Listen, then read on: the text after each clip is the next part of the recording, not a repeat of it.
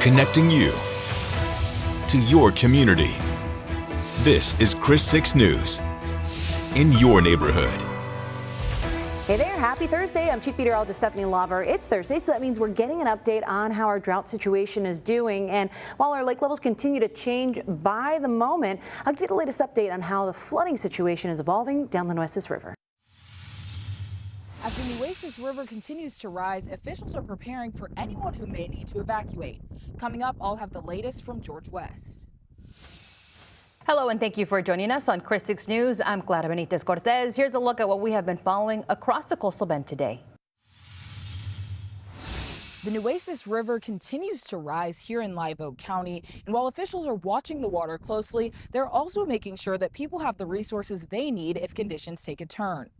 A disaster relief shelter is now open at George West Junior High. The shelter opened Wednesday afternoon and is operating around the clock. The Red Cross says people don't have to plan on staying overnight to ask for help. If someone needs a safe place to go, a meal, or emotional support in crisis counseling, volunteers say they don't want anyone to hesitate to reach out. The shelter is providing food, and officials say they'll continue adding cots as needed based on the number of people who arrive. People coming to the shelter are encouraged to bring identification, medications, phone chargers, and other personal essentials if they're available. If you have pets, there is also a separate climate-controlled building next to the main shelter for them. Make sure to bring your pet's medication, food, bowls, leashes, or a crate, and anything else they may need. And if you're driving, TxDOT says to never drive through flooded roadways, obey all road closure signs and barricades, and check road conditions before traveling. The Red Cross says if you need assistance, you can call 1-800-RED-CROSS and they will help you.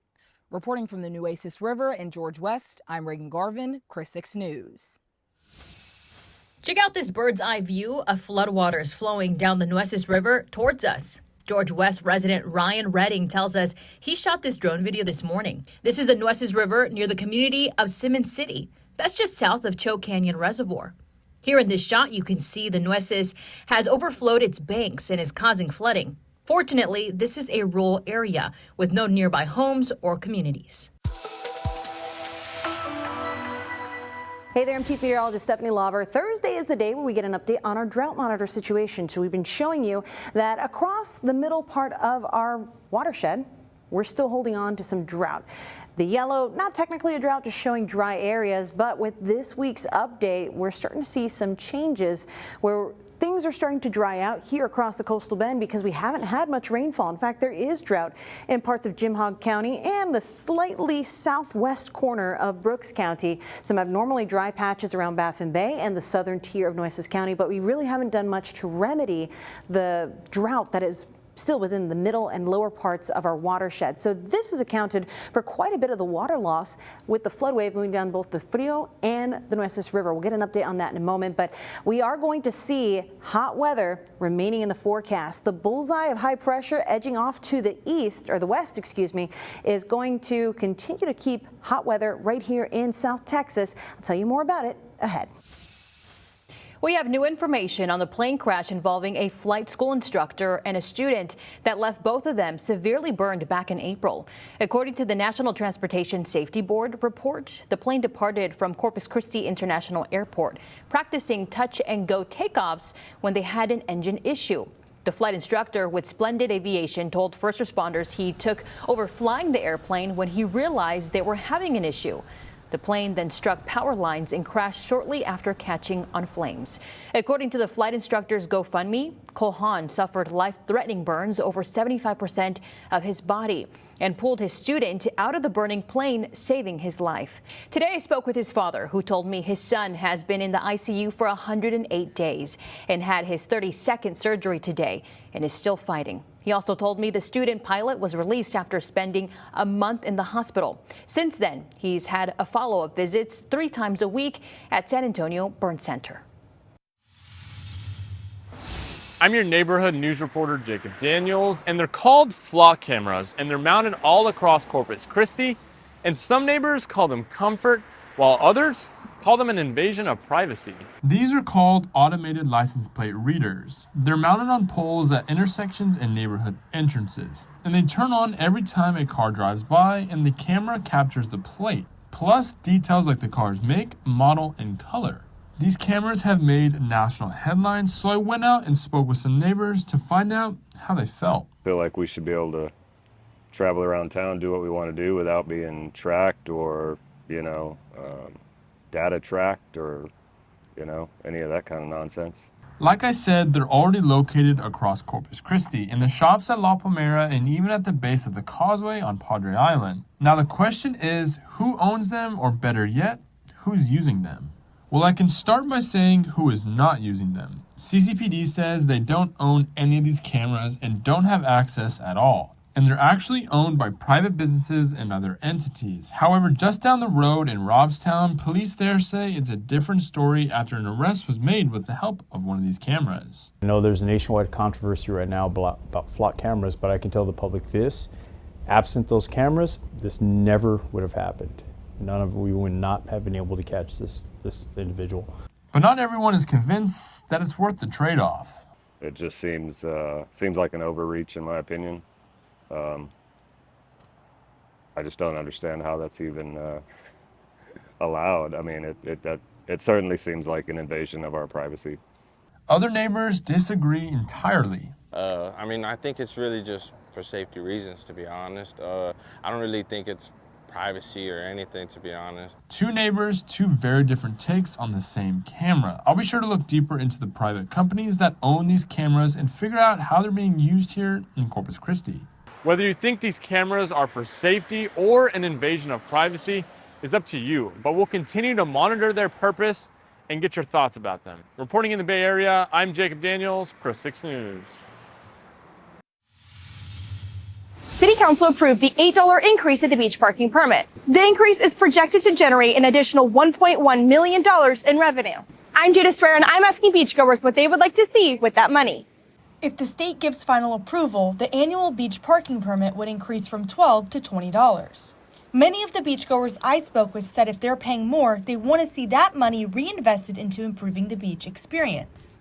A wheelchair accessible ramp that actually goes from the seawall parking lot area down into the beach area. The water should be accessible to everyone, and everyone should be able to enjoy the beach. While accessibility was one priority, it wasn't the only one. Others told me they'd like to see permanent restrooms, additional showers, changing tables for families, more shaded areas, and even an undercarriage rinsing station to help remove sand and salt water from vehicles before leaving the beach.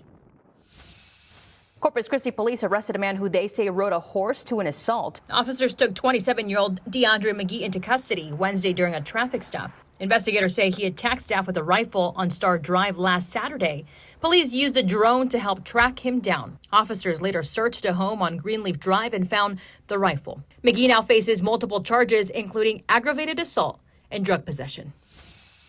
Bob Hall Pier will be closed for several hours Friday because of some ongoing construction. The pier is closing from 7 in the morning until 1 p.m. During that time, a contractor will be pouring concrete walls for the new restaurant.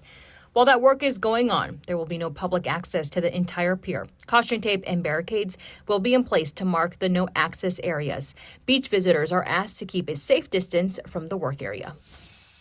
New housing may be coming to one of the busiest parts of Corpus Christi. Next Wednesday, the Corpus Christi Planning Commission will vote on a request to rezone 5514 Greenwood Drive.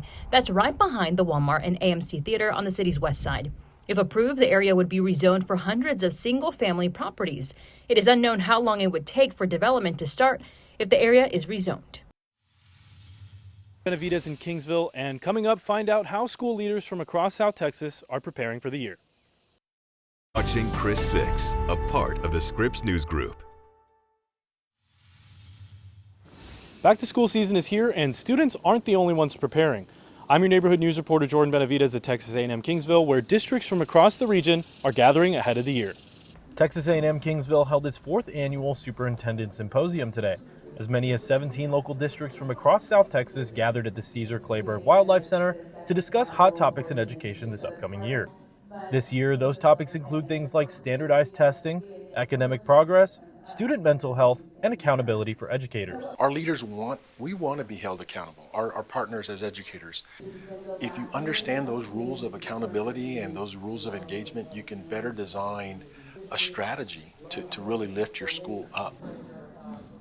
University President Dr. Robert Baylor Jr. says the annual symposium is an opportunity to discuss those big topics and find positive solutions. The event also helps build unity among educators and administrators in the region. Really to align, make sure that we're aligned with what we're delivering to our partners and ensure that they have the resources they need. But he says the ultimate goal is opening doors for students of all ages. The more involved we are and the more part of that community fabric we're in, the more possibilities and expectations our parents are going to have that those students are going to achieve their baccalaureate degrees. The symposium ran from 8:30 until 1 and featured multiple presentations on upcoming challenges and how to face them. The event provided school leaders with new ideas going into the year. Reporting from Kingsville, I'm Jordan Benavidez, Chris 6 News. Here's a look at what's happening across the Lone Star State. Austin police say the deadly shooting of a teenager may have been suicide by cop. Investigators believe 17-year-old Antoniel Williams II called 911 on himself Friday morning. They say he reported seeing a young person outside with a gun. Body camera video shows William reaching towards his waistband. He then raised his hands as if pointing a weapon at officers. 3 officers fired their guns and killed the teen. Police later determined he was unarmed. The officers are now on administrative leave. The department is still investigating the shooting. The Texas power grid is handling record demand right now, but officials warn it could struggle in the future. The Texas Tribune reports the state expects energy demand to nearly double by 2032. That is because new data centers and population growth. Solar power and batteries are keeping the lights on today, but regulators say Texas needs more natural gas plants for the nighttime. Texas is investing millions of dollars to train more emergency room doctors and nurses. Governor Greg Abbott announced nearly $6 million in grants for medical and nursing schools. The money will fund partnerships between hospitals and graduate programs across the state. The grants will support training in high-needed areas like pediatric emergency medicine and surgical critical care. Officials hope this funding will make it easier for Texans to get life-saving care.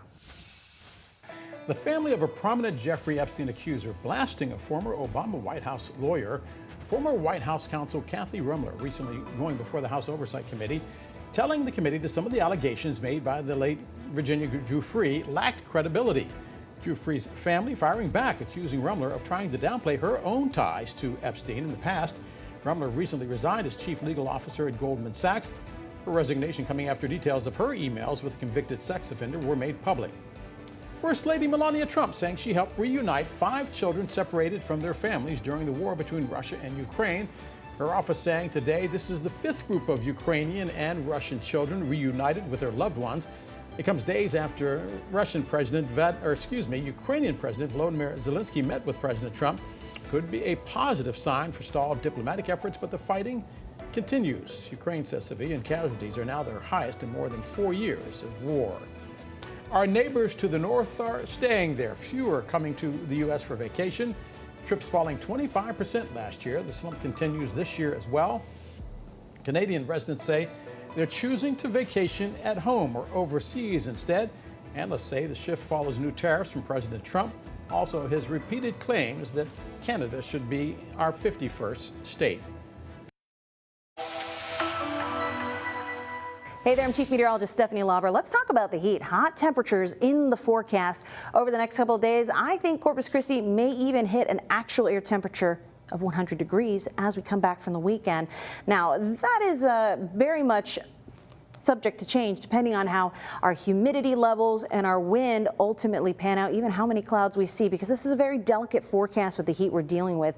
High pressure overhead has kept our air pretty much stagnant, and so that exact direction of the wind, the fetch of it, determines where we have a little more humidity, keeping the actual temperature on the thermometer down. If we have a little more of humidity, keeping that feels like temperature on the up and up. So we'll continue to watch either way. Hot is hot. Make sure you're staying cool out there, and make sure your pups are too. This dog walk forecast is brought to you by our friends over at Lion of Utah. And so while we continue to go sideways with our friend Oreo here, this pup loves to be outdoors, obviously, around Jim Wells County. We've been feeling the heat too. Temperatures all around are going to take some time to come down. So let's focus on the number that your body perceives that feels like temperature. Staying in the 90s as we head through tonight. It's going to take a while to finally feel some relief.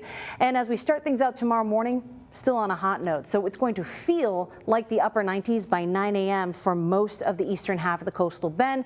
And that just gets worse heading into the afternoon. By 12:30, those feels like temperatures all around the coastal bend will be in the middle to even upper 100s.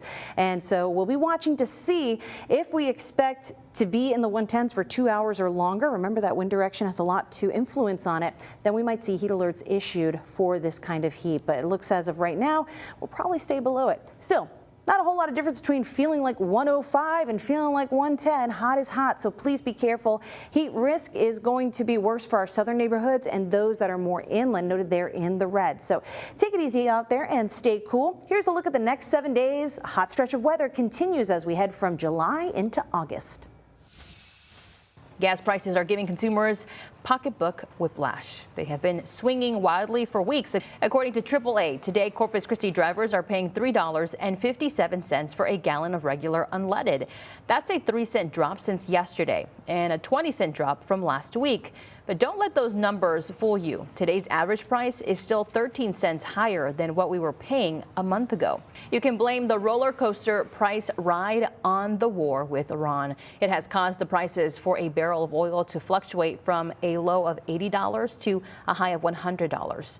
This morning, oil prices were just over $88 a barrel after fighting resumed in the war with Iran. An apartment fire in Beeville has left one person dead. Late last night, Beeville police responded to a report of smoke coming from an apartment complex. After helping evacuate residents, officers began searching the apartment units. They found an unconscious man in one of the apartments and immediately began life-saving efforts. The man was later pronounced dead. Police say no foul play is expected at this time, but the investigation continues. Hundreds of golfers from across the country are in Corpus Christi this week having a swinging time. The National Pan American Golfing Association is having its annual convention this year. It's dedicated to promoting golf and fostering excellence among amateur and professional golfers. The highlight of their convention is a golf tournament. It's being played at the Gabe Lozano, Oso River Hills, and North Shores golf courses. So far, it's been a great turnout. We have over 400 golfers here playing. We have like about 110 playing at Gabe Lozano today. But no, so far the turnout's been well and well received, and everybody seems to be having a good time. The junior tournament wrapped up Wednesday. The ladies and men's tournament ends on Friday. By the way, this year's convention also marks the 75th anniversary of the Corpus Christi chapter of the Pan American Golf Association. All right, let's get one more check on that extended forecast. We are looking at hot weather sticking around the coastal bend and no significant rainfall in our forecast. As I showed you earlier, we're starting to see some of the dry and some of the drought creeping back into the coastal bend. We want to avoid that, but hot weather only makes it worse. We see a lot of that evaporation. So unfortunately, no meaningful rainfall in the next 7 days, but at least we'll get some clouds. That could help us when it comes to the heat. We could see an actual air temperature in Corpus Christi of 100 degrees next Monday. It's something I'm watching very carefully, and you should limit your time outdoors during the heat of the afternoon, especially if you've got young ones, the kiddos, your four-legged friends, and the mature adults. They tend to have a harder time and be more prone to heat-related illness. Obviously, this is an issue that won't be going away as we head into August. We start to see some of our hottest temperatures of the year over the next couple of weeks. So please be careful out there, stay cool, and we'll hope to get some rain back in the forecast soon. And that's all the time we have for you. Thank you so much for watching Chris 6 News. Have a great one.